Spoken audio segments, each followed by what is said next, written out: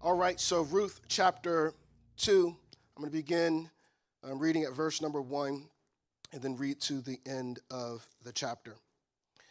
It reads like this from the English Standard Version. Now Naomi had a relative of her husband's, a worthy man of the clan of Elimelech, whose name was Boaz. And Ruth the Moabite said to Naomi, "Let me go to the field and glean among the ears of grain after him in whose sight I find favor." And she said to her, "Go, my daughter." So Ruth set out and went and gleaned in the field after the reapers. And she happened to come to the part of the field belonging to Boaz, who was of the clan of Elimelech. And behold, Boaz came from Bethlehem. And he said to his reapers, "The Lord be with you." And they answered, "The Lord bless you." Then Boaz said to his young man who was in charge of the reapers, "Whose young woman is this?" And the servant who was in charge of the reapers answered, "She is the young Moabite woman who came back with Naomi from the country of Moab.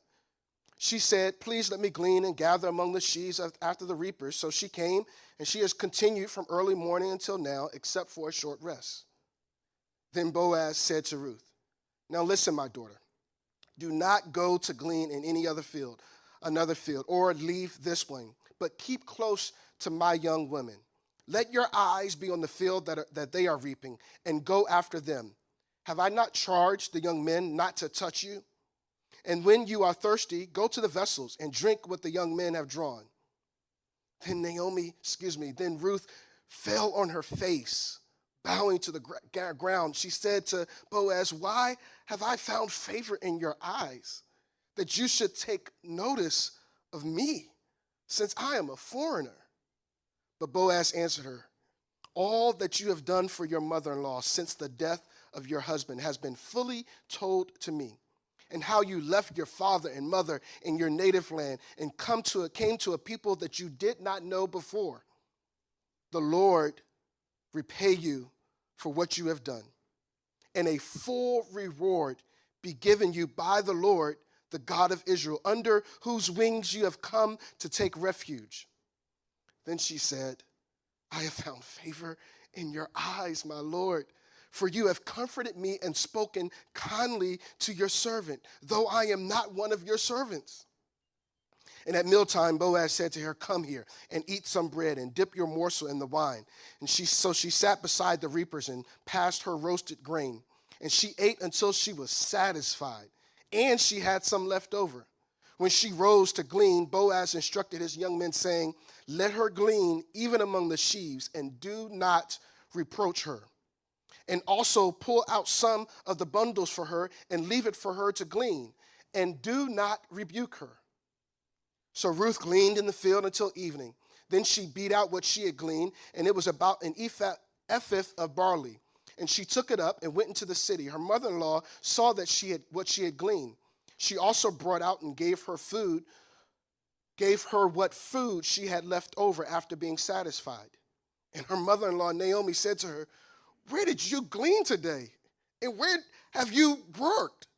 Blessed be the man who took notice of you." So she told her mother-in-law with whom she had worked and said, "The man's name with whom I work today is Boaz." And Naomi said to her daughter-in-law, "May he be blessed by the Lord, whose kindness has not forsaken the living or the dead." Naomi said to her, "The man is a close relative of ours. He's one of our redeemers, one of our kinsmen redeemers." And Ruth the Moabite said, "Besides, he said to me, 'You shall keep close by my young men until they have finished all my harvest.'" And Naomi said to Ruth, her daughter-in-law, "It is good, my daughter, that you go out with his young women, lest in another field you be assaulted." So she kept close to the young women of Boaz, gleaning until the end of the barley and wheat harvest, and she lived with her mother-in-law. This is the word of God for the people of God, and we say thanks be to God. This morning, I would like to title our sermon from this text. "All in His Hands." All in His hands. Earlier this week, one of my younger sons came to me and he asked me one of the questions that we as parents dread to hear. He asked, "Where do babies come from?" Now, he asked me it early on in the day, and somehow or another I distracted him and was able to get his attention off of it. But he asked me a second time at bedtime, right when I was about to lay them down for bed, and I wasn't able to distract him away from it this time. He asked, "Dad, where do babies come from?" So I was trying to think what would be my answer, and you would think that because I have so many children that I would have an answer by now for that question. But even though I didn't, I thought to myself, I had come up with a pretty good answer, kind of right on the spot, that I thought would kind of hold off his curiosity for at least a couple of more years. And so I told him that God uses mommies and daddies to make babies, and that babies come from mommy's stomachs. I thought that I was, had solved his curiosity. I was kind of impressed with my own answer to that question. But as soon as I thought that I had squelched his curiosity, he had a follow-up question. He said, "Well, Dad, how do babies grow?" Stumped again, I came up with another answer that kind of impressed myself. I told him that God makes them grow inside of mommy's stomachs. And as soon as I thought that that would be behind me, he had another follow-up question. He said, "Well, Dad, how come we can't see God doing that?" I paused as I reflected on his question, and I said to myself, that's going to preach right there. Because indeed, that's a rather profound question. And after having thought about it, I told him that God works in ways we don't always see. And if we're true and honest to ourselves, that's the question we all wonder about at times, don't we? We all wonder, what is God up to, and why can't I see God working? Many of us, we want to trust in God. We wish, though, that God would just tell us what he is up to.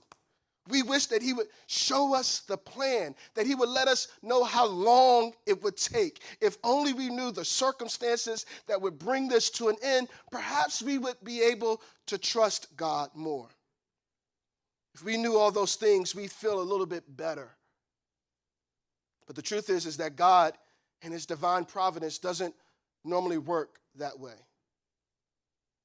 As I said last week, even though Albert Einstein said that coincidence is God's way of staying anonymous, providence, as Tony Evans puts us, is the hand of God in the glove of history.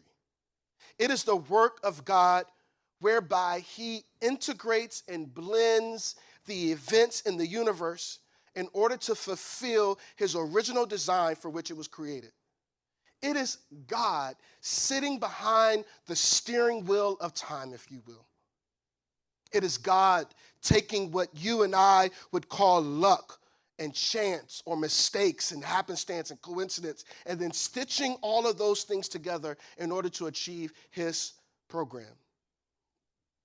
James Russell Lowell, in his poem, The Present Crisis, says, God is the one standing in the shadows, keeping watch above his own. But the truth is that often, because we can't see God working, because it seems that God works in unsuspecting ways, we tend to take matters into our own hands instead of putting things in God's hands.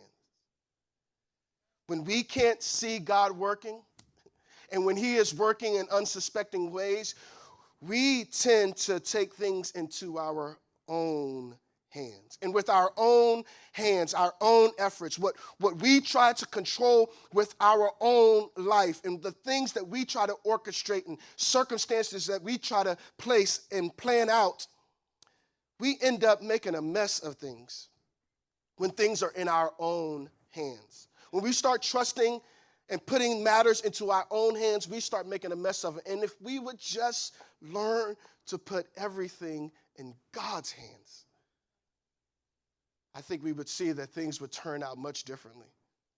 Matter of fact, I believe our passage this morning is to encourage us to leave it all in God's hands, to put it all in his hands. Last week, we were encouraged to know that God is working, but this week, in this chapter, we are encouraged to trust God's hand at work. and therefore to not take matters into our own hands, but to put all in his hands. What we see in this chapter is that God often works in unsuspecting circumstances. When things are in God's hands, God often works, in unsuspecting circumstances. In fact, when things are left in God's hands, nothing is left to chance. When things are left in God's hands, nothing is happenstance. When it is in God's hands, God can use even what it seems like is just happenstance to accomplish his purposes. Listen again to verses 1 through 7. It says, now Naomi had a relative of her husband, a worthy man of the clan of Elimelech, whose name was Boaz. And Ruth the Moabite said to Naomi, let me go to a field and glean among the ears of grain after him, in whose sight I shall find favor. And she said to her, go, my daughter. She set out and went and gleaned in the field after the reapers. And she happened to come to the part of the field belonging to Boaz, who was of the clan of Elimelech. And behold, Boaz came from Bethlehem, and he said to the reapers, the Lord be with you. And they answered, the Lord bless you. Then Boaz said to his young man who was in charge of the reapers, whose young woman is this? And the servant who was in charge of the reapers answered, she is the young Moabite woman who came with Naomi from the country of Moab. She said, please let me glean and gather among the sheaves after the reapers. So she came, and she has continued from early morning until now, except for a short rest. Now, on the surface, I know it may seem like that the fact that Ruth ended up in this field was just happenstance, that it was just chance, that it was just circumstantial.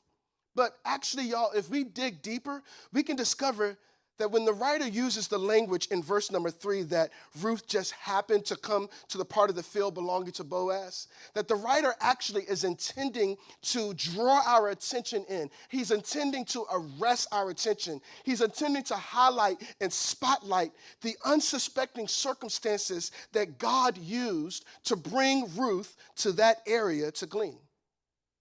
Listen, don't forget that the only reason that Ruth was in Bethlehem in the first place was because God was working behind the scenes, and he was working in the shadows, and he was orchestrating the circumstances in life such that Ruth would accompany her mother-in-law Naomi back to Jerusalem. Her mother-in-law Naomi was returning back to back to Bethlehem. Look at chapter 1, verse number 22. It says, so Naomi returned, and Ruth, the Moabite, her daughter-in-law, with her, who returned from the country of Moab, and they came to Bethlehem at the beginning of the barley harvest. And so we see that God is already beginning to align the dots and setting the pieces in place in order to get Ruth to Bethlehem. The Lord was all up and involved in Naomi going back to Bethlehem and Ruth accompanying her, because the Lord had visited his people and he had brought them food. And so Naomi said, listen, I'm going to return to the place where there's provision. And as she turns, Ruth decides to go back with her. And so we see that God had a hand in Ruth going back to Bethlehem with Naomi. So God is already at work by the mere fact that Ruth is in Bethlehem even to begin with. She is a Moabite. She has no reason to be in Bethlehem, but God was orchestrating and putting things in place to get her back to Bethlehem. But then, if you missed it, there's a time marker at the end of chapter 1. It says, and they came to Bethlehem at the beginning of the barley harvest. That's a time marker. That's giving us some time. And the writer does this to further clue us in on how God is setting things up. See, what we have to know is that not only did God get Ruth to the right place of Bethlehem, but he was also behind her getting to the right place at the right time. It was the beginning of the harvest. And so, because it was the beginning of the harvest, of course, she was going to go out and glean so they could have some food. But had she got there before the beginning of the harvest, perhaps she would not have been in the field at the right time, even though she was in the right place. And this lets us know that God was working so that she would be at the right place at the right time. And we get another time marker because in verse 4 it says, "And behold, Boaz came from Bethlehem." Now, in this translation, it seems like this word here that's translated behold is not a time marker, but in other translations, it's actually translated just then. And it is another time marker because it is helping us to see how Boaz came to that place at just the right time that he would notice Ruth. And we need to highlight this because we need to know that God always has the best timing. I know we say it all the time, but it is so true that God may not come when you want him, but he is always right on time. And here it is. God knew the exact time Boaz will be getting back to his field in order to have Ruth not just in the right place and at the proper time, but also in the proper spot so that Boaz would see Ruth. God knew when Boaz was going to be returning. And so God uses these unsuspecting circumstances to have Ruth in the right place at the right time so that Boaz would notice her. In fact, we can be certain about the timing of all of this and that how significant of a factor time plays in all of this because this portion of this narrative is bookended by time markers. I hope y'all still got your Bibles open because at the end of chapter 1, verse 22, I told you that they arrived at Bethlehem at the beginning of the harvest. But look at the end of chapter 2, verse 23. It says, "So Ruth kept close to all the other young women of Boaz who were also gleaning until the end of the barley and wheat harvest." Here it is. It's bookended by these time markers to let us know that God was all up in the timing of her getting to the right place at the right time at the right spot. Listen, I need somebody to be encouraged that you can trust God's timing. I want you to be encouraged that God has impeccable timing. I know you think that God is running out of time, but actually God is not running out of time. You think that you're getting too old, but God knows what he has for you. And at the right place and at the right time and at the right spot, God will align things in order for you to get what he intended for you to get. God is a God of perfect timing. I love Galatians chapter 4 over in the New Testament, verse 4 that says this, that when the fullness of time had come, God sent forth his son Jesus, born of a woman, born under the law, to redeem those who were under the law so that we might receive adoption and sons as sons and daughters. Here it is, God knew the right time to send his son Jesus. God knew that if he had taken the cake out of the oven just a little bit too early, the cake would have still been raw inside. And he knew that if he had left it in the oven just a little bit too longer, it would not have been moist. But at just the right time, the passage says, when the fullness of time had come, God sent forth Jesus. God's timing is so much better than ours. And so we must know that God will get us where we need to be when we need to be there. Somebody needs to be encouraged by that and just know that God will get you where you need to be when you need to be there. Because the last thing that we want to do is to get ahead of God. Because you can be at the right place, but it not be the right time, and you miss what God has for you. Don't get ahead of God. Wait on the Lord. Be of good courage. Wait, I say, on the Lord.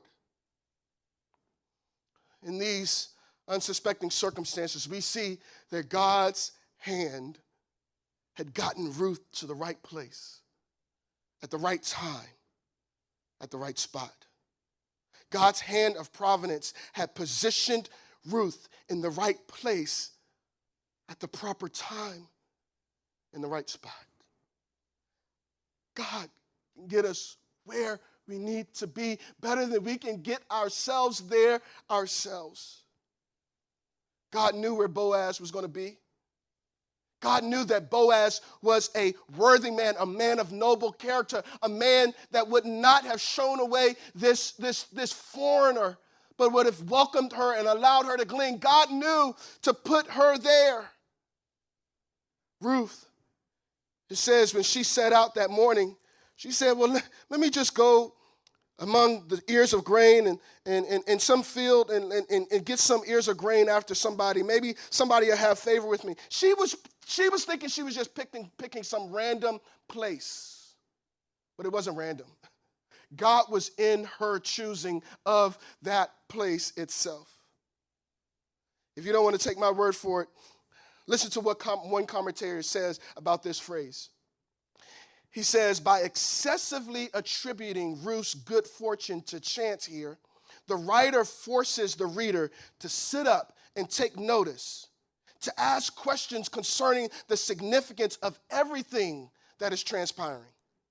The statement where it says that she happened to come to the part of the field, it is actually a statement of providence. It is almost ironical, but it's a statement of providence. And its purpose is to undermine the purely rational explanations for our human experiences and to refine the reader's understanding of God's providence. In reality, the writer is screaming, see the hand of God at work here too? The same hand that had sent the famine in chapter 1, verse 1, and later provided the food in chapter 1, verse 6, is the hand that had brought Naomi and Ruth to Bethlehem precisely at the beginning of the harvest, and now has guided Ruth to that portion of the field belonging specifically to Boaz. See, what's so wonderful about God is that God never leaves anything to chance. With God, nothing is just circumstantial or happenstance or luck. With God, it's not up to chance. It's in his hands. And to be ruthless in this situation, would have been for Ruth to try to angle and maneuver her way in order to get in the sight line of Boaz, to try to fix matters in her own hands. Because at this point of the story, she doesn't have anything to eat. She's in a foreign country, and so maybe she should try to go and get herself seen by a man who would take care of her. But no, she randomly goes to some field, and God is choosing her to be placed at that place. Because it was all in God's hands. God was using these unsuspecting circumstances to accomplish his plans. Pastor Robert Gilbert, perhaps you don't know that name. He was a pastor that pastored in Waco, Texas. He was the first African American to graduate from Baylor University. And as a boy, Robert Gilbert suffered from rheumatoid arthritis. It was so bad and so crippling that when he got to college at Baylor University, he used to literally have to pull himself across the campus with his crutches. He eventually became pastor, and like I said, perhaps you've never heard of him. But because of his uncomfortable and unusual condition, his son that his wife gave birth to, he and his wife gave birth to, he had to hold the mic for his dad when his dad would preach because of this uncomfortable and unusual condition. And even though you probably haven't heard of him, God ended up using those unsuspecting and uncomfortable circumstances to forge a relationship with his son, that his son would now go on to graduate from Princeton University with a PhD and become a professor of preaching at Howard Divinity School, influencing preachers all across the country because God used his uncomfortable and his unusual circumstances. God can use unsuspecting circumstances. But also we see that God can extend unsuspecting kindness as well. In verses 8 through 16, we see this. We see in verses 8 through 9, listen here. It says, then Boaz said to Ruth, now listen, my daughter, do not glean in another field or leave this one, but keep close to my young women. Let your eyes be on the field that they are reaping and go after them. Have I not charged the young men not to touch you? In other words, they are not going to harass you. This is him saying, listen, there will be no sexual harassment in my field. And he says, and he goes on to say, and when you are thirsty, go to the vessels and drink what the young men have drawn. Here we see Boaz extending kindness to Ruth, who is a Moabite, who is a foreigner. Matter of fact, not only do we see kindness, but it's really, we see that he is providing a place for her to glean, but he is also providing for her protection, and he's providing for her provision, food and water. This man, Boaz, is kind to Ruth. And it is the Lord's hand that is orchestrating all of this kindness to be given to her from Boaz. How do I say that? Because in verse number 10, it says, then she fell on her face, bowing down to the ground, and said to Boaz, why have I found favor in your eyes, that you would take notice of me, since I am a foreigner? Drop down to verse number 12. It says, Boaz says, the Lord will repay you for what you have done, and a full reward be given to you by the Lord, the God of Israel, under whose wings you have come to take refuge. Here it is that God gives Ruth unsuspecting kindness through Boaz. Boaz makes it clear that this is the Lord repaying you for what you have done. And this is the Lord giving you full reward for coming to him and taking shelter underneath his wings. Y'all, God can use unsuspecting people to give us his unsuspecting kindness. It is the Lord's hand that's behind all of this. Matter of fact, we know that this is the kindness of the Lord, because if you look over to same chapter, chapter 2, verse 20, listen to what Naomi says after Ruth tells her that where she has been. Naomi says, may Boaz be blessed by the Lord, whose kindness has not forsaken the living or the dead. Here it is that Ruth, Naomi ended chapter 1 bitter, but you see the change of her countenance here in verse number 20. She said, may he be blessed by the Lord, and look how she describes the Lord here. The Lord, who is kindness, has not forsaken the living or the dead. She's saying, look at the kindness of the Lord in the kindness that this man has shown you. This can be nothing but the unsuspecting, undeserved kindness of the Lord that you happen to get into this field where Boaz was. In this whole portion from verse 8 all the way down to verse number 16, we see this interplay in this exchange of kindness. We see Boaz is kind to Ruth, but we also see that we're noted that Ruth had been kind to her mother-in-law, because this is an idea that is woven throughout this whole narrative. It starts in chapter 1, verse number 8, where Naomi had turned to her daughters-in-laws, and it says, may the Lord deal kindly with you as you have dealt with the dead and with me. Obviously, her daughters-in-law had been kind to Naomi. And so Ruth was being kind, and then Boaz finds out about the kindness that Ruth had been showing her mother. And so Boaz now extends kindness to Ruth. And then God is showing kindness in the middle of all of this. This is underscoring the significance of kindness in this book. And it seems as if kindness has gone out of style these days in our world. Our instinct is to be rude and to be petty and to be revengeful, when if we would just show a little bit of kindness, perhaps people would see and notice us more. Boaz noticed her because he had heard about the kindness that she had shown her mother-in-law. Listen, I want to encourage somebody, be kind-hearted. You never know who is noticing you when you're being kind-hearted or when you're being rude and petty. You think nobody is observing, but actually somebody is keenly attent to what you are doing. Be kind-hearted. Be nice. Be kind. Be gentle-hearted. We need to bring kindness back in style.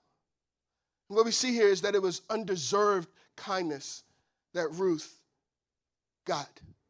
She was a foreigner. She was a Moabite. She did not deserve the kindness of Boaz. But that's what God does. God unsuspectingly shows his kindness to us, even those of us who think we don't deserve his kindness. God has a way of being kind even to us. And I love the fact that God will even use unsuspecting people to extend his kindness to us. Has somebody been kind to you and you're trying to figure out, why in the world is this person even being kind to me? I wish more people these days would just extend some kindness. But not only do we see that when things are in his hands, God uses unsuspecting circumstances and that he uses unsuspecting kindness, but we also see in this third part that God uses unsuspecting people as well. Boaz was unsuspecting, but God, in this unsuspecting person, uses Boaz to notice Ruth. At the right place, at the right time, at just the right spot, God allows Ruth to walk in the pathway of Boaz, the one who would eventually turn her life around. You know, only God can get you to be noticed by somebody that you haven't even noticed yourself. Many of us, we spend so much time trying to get people to notice us. But listen, if you would just allow God to work, God can get you noticed by people that you don't even have in mind. Matter of fact, here it is that Ruth, she thought that she would just glean and just pick up scraps. Literally, that's what the idea there is in chapter 2, verse 1, when she says she's going to go to the field and glean among the ears of grain after him. She's saying, really, I'm just trying to get some scraps. And here it is. She's gleaning for scraps, and God gives her something much better than what she was hoping to get. She's hoping to get scraps, and God blesses her with a redeemer. God blesses her with somebody who would pay the price to get her out of her terrible situation. God uses this kinsman redeemer, as Naomi notes of him, this kinsman redeemer to notice Ruth. This unsuspecting person takes note of Ruth because God was orchestrating for him to take notice of her. Listen to verse number 6 again. He takes notice of her because he comes back and he says, whose young woman is this? He's looking out in the field in the chapter of verse 5, and he says, whose young woman is this? He notices her. And then once they tell him who it is, down verse 11, he says to Naomi, all that you have done for your mother-in-law since the death of your husband has been fully told to me, and how you left your father and mother and your native land and came to a people that did not know you before. Here it is that Boaz had already heard about Ruth. God will put your story in somebody else's story when you don't even know it, because he is orchestrating things if you would put it all in his hands. And then verse number 19, Naomi says, where have you worked? Blessed be the man who took notice of you. God had placed Ruth in Boaz's sight line so that Boaz would notice her. And God had to get Ruth just where he wanted her to be, because God had plans to redeem Ruth. But the plans were not just to redeem Ruth. The plans were to redeem also her mother-in-law, Naomi. But the plans were not just to redeem Ruth and Naomi, but the plans actually was so that Ruth and Boaz would give birth to a son, Obed, who would give birth to Jesse, that would give birth to David. And King David would come out of the connection of these two coming together. So God had in mind blessing and redeeming Ruth and Naomi, but he also had in mind blessing so that King David would be born. But that's not the end of it either. Because eventually, King David's lineage would give birth to Jesus, who would be our Redeemer. Y'all, that's good news right there. That God aligned the stars so that Ruth would cross in front of Boaz's path so that we would be redeemed. We read it earlier in Galatians chapter 4, that at the fullness of time, that God would send forth his son, giving birth through a woman, so that we would be redeemed and so that we would become sons and daughters of the Father. Y'all, that is so beautiful, that when it's all in God's hands, he can save and he can redeem for generation after generation after generation after generation. Sometimes we just need to leave it all in God's hands. You know, that's the story of how I met my wife. Because she's not here this morning, Lady Key's not here this morning, you get to hear the side of the story that I tell of how we met. My senior year in high school, my mother wanted so badly for me to stay local and go to a school locally. And I ventured out and went to Pittsburgh for school. Only ended up spending a year and a half in Pittsburgh before I transferred and came back home and graduated from the University of Maryland. But while I was there in Pittsburgh, the first semester, the first gathering of that semester, this young lady walked in my purview who I noticed. And so here's this part of the story that I got to tell you. This is my side of the story. I know it's going to sound corny. Y'all in the room, y'all can laugh at it. That's fine. But when she walked past me, I said to her, "Don't I know you from somewhere?" And you know what she said to me? That's the best line you could come up with. But here's the backstory, is that she knows to this day I do not forget a face. And earlier that spring, literally in May, the school that I ran track for was a predominantly white school, so it was only just a few of us chocolate chips on that campus. And her school came down to my school for this meet at my school. And it was only a few of chocolate chips at her school as well. And so when you get to an event and it's just a few of chocolate chips folks around, y'all notice each other. But also, her mother and my mother worked together with the Ministers' Wives and Widows Association here in D.C. And my father knew her father growing up. And so even though perhaps our paths had crossed at some point in time, God sent both of us to Pittsburgh so that we would meet at the right place, at the right time, at the right spot, so that we would be connected and forever our lives would be changed, not just for us, but for our sons and for our sons' sons and generationally on down the road. That's what God does. God knows how to get us where we need to be at the right time, at the right spot, so he can link us up with the person who will change our lives. He can use even unsuspecting people.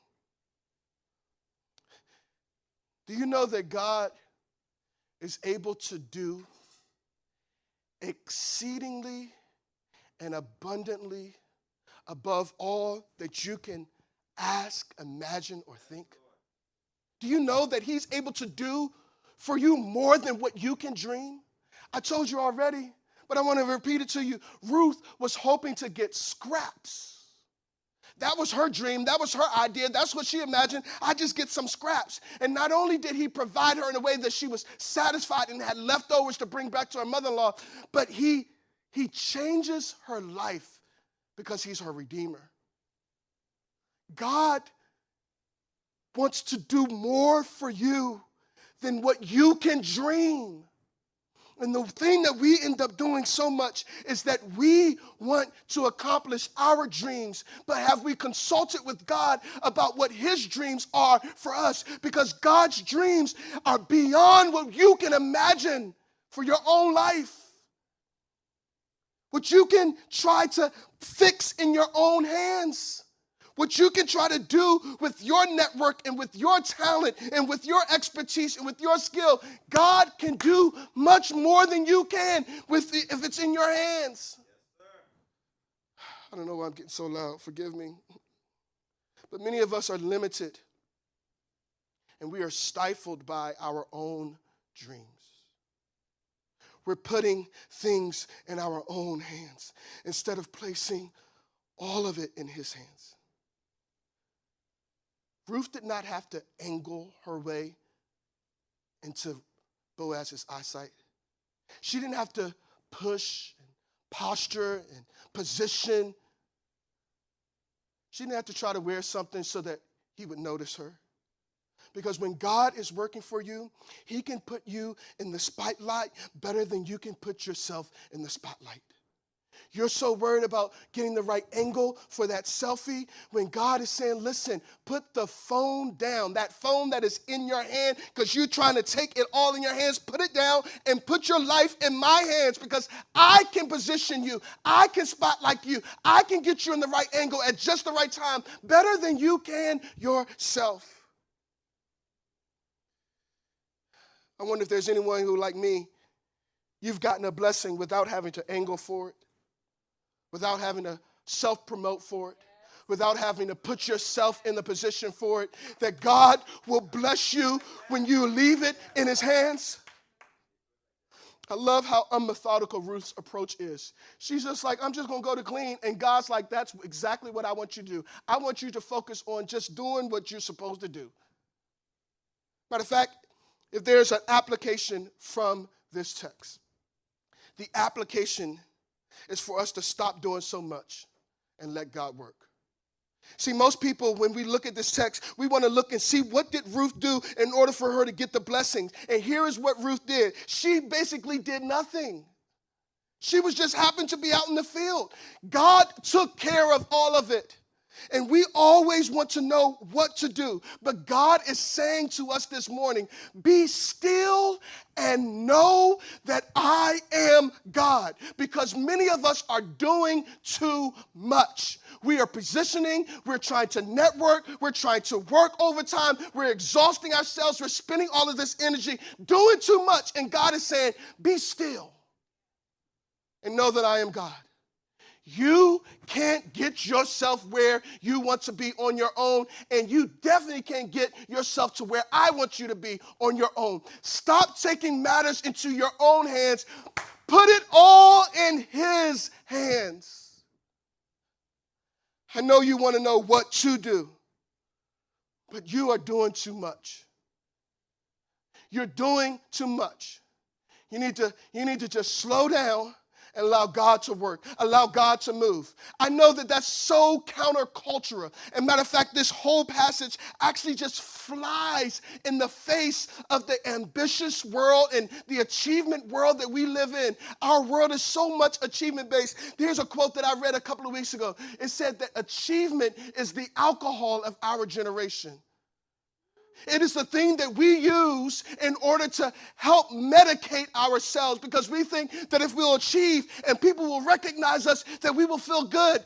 But no, God is saying, be still and know that I will get you on blast. I'll put you on blast. I'll get you recognized. I'll get you noticed if you'll just stop doing too much.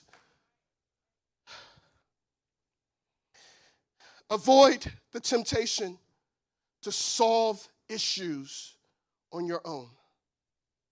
Avoid the temptation of trying to figure it out and trying to maneuver and trying to strategize in order for it to work out as you would like so that you'll be happy. Avoid that.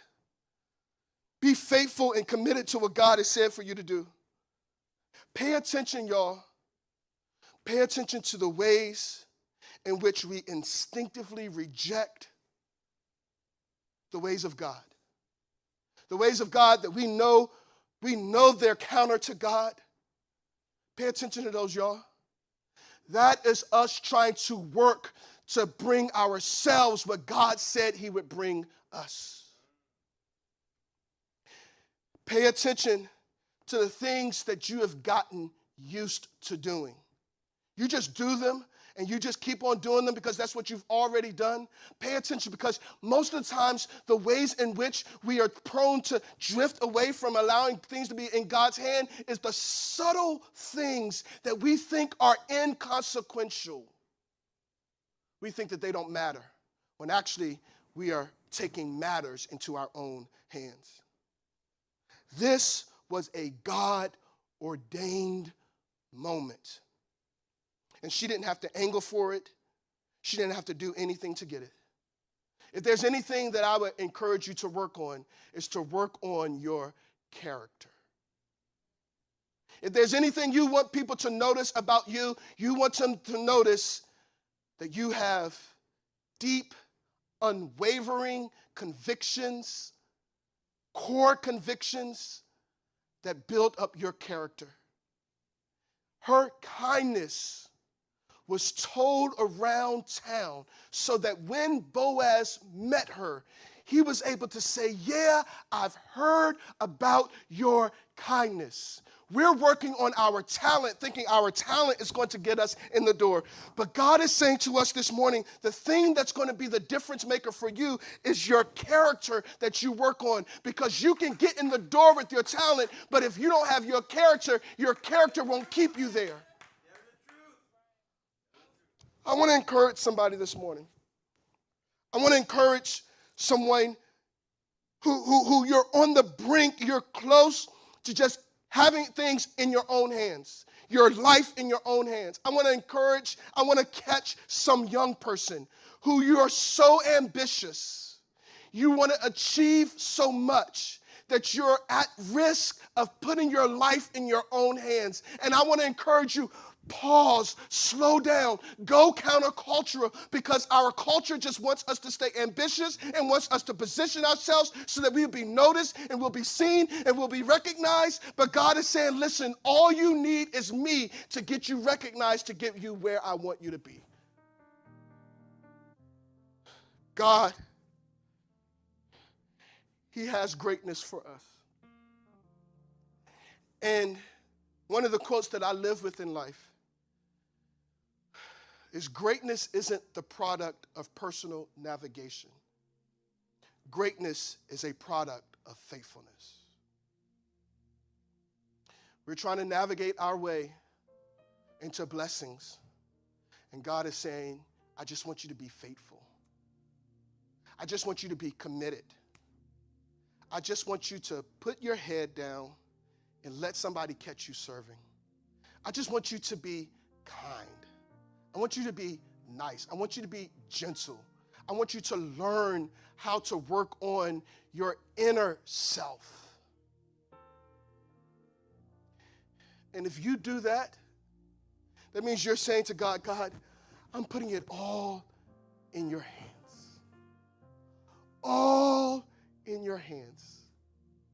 And the good news is that when we put it all in God's hands, when God had all of Ruth's story in his hands, he redeems us. He saves us. He restores what has been taken away from us. He builds us. He promotes us. He lets unsuspecting people notice us. He uses unsuspecting circumstances to position us. He works in our favor. Ruth went out, said, perhaps I shall find favor. Perhaps I shall find favor. God gave her favor because it was all in his hands.